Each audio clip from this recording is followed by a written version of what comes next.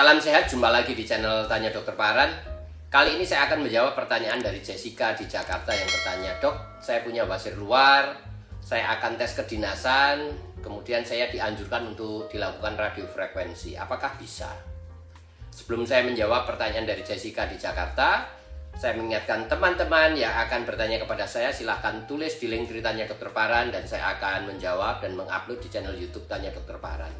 Dan bagi teman-teman yang akan ikut di Insight with Dokter Paran ya, kita bisa berdiskusi, saya bisa mendengarkan keluhan teman-teman Tanya Dokter Paran, kemudian saya mendiskusikannya dan memberikan solusi yang terbaik menurut kebutuhan teman-teman ya di Insight with Dokter Paran ya. Kembali kepada pertanyaan Jessica tadi, apakah radiofrekuensi bisa untuk wasir luar di mana dia akan tes kedinasan ya? Saya akan menjawabnya begini.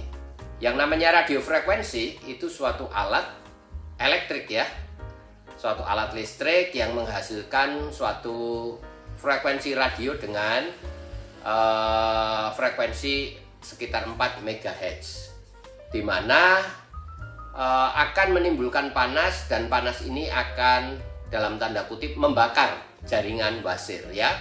Dengan cara apa? Sebetulnya radiofrekuensi itu dipergunakan untuk wasir dalam, di mana dengan dilakukan anoskopi, kemudian diketahui adanya wasir dalam, kemudian anal cushion atau wasir dalamnya itu ditusuk ya dengan probe dari radiofrekuensi sekitar 5 mili sampai 10 mili, kemudian dinyalakan ya mesinnya, sehingga akan ada dalam tanda kutip membakar jaringan itu ya, dengan terjadi perubahan warna yang keputihan ya, itu tanda bahwa jaringan itu sudah terbakar ya, akan mengalami koagulasi ya, koagulasi protein dan jaringannya akan terablatif.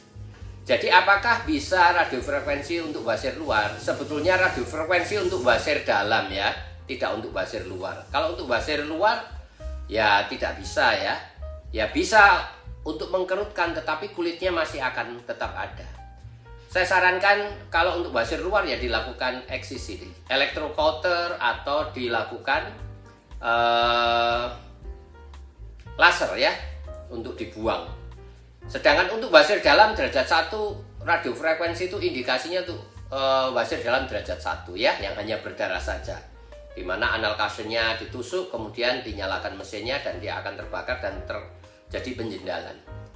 Kalau hanya untuk wasir dalam derajat 1, yang paling simpel, paling murah, tidak nyeri, disuntik saja ya.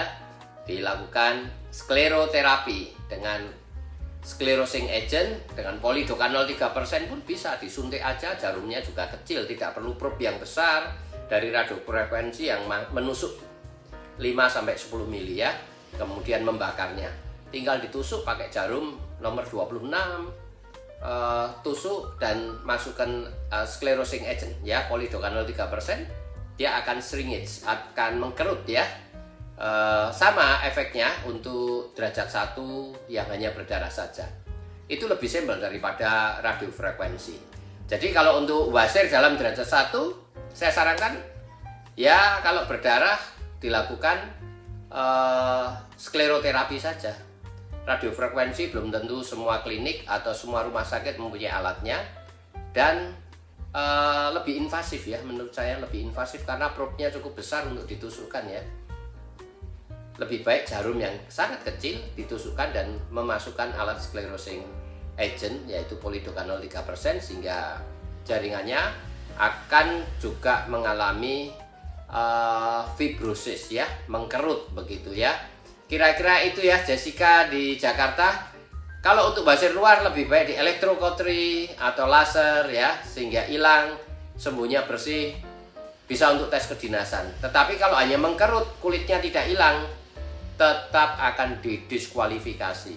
Kira-kira itu jawaban saya untuk Jessica. Apakah wasir luar dilakukan radiofrekuensi efektif dalam menghadapi tes kedinasan? Saya menjawab tidak ya.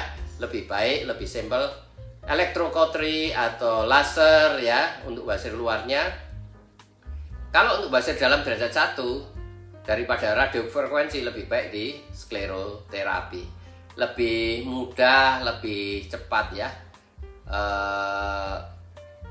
Dan tidak menyakitkan ya, tidak sakit. Kira-kira itu ya. Bagi teman-teman saya mengingatkan yang akan bertanya, silahkan tulis di link ceritanya Dokter Paran. Saya akan menjawabnya dan mengupload di channel YouTube Tanya Dokter Paran. Dan juga teman-teman Tanya Dokter Paran yang akan berpartisipasi di dalam Insight with Dokter Paran, ya silahkan mendaftar di Insight with Dokter Paran ya.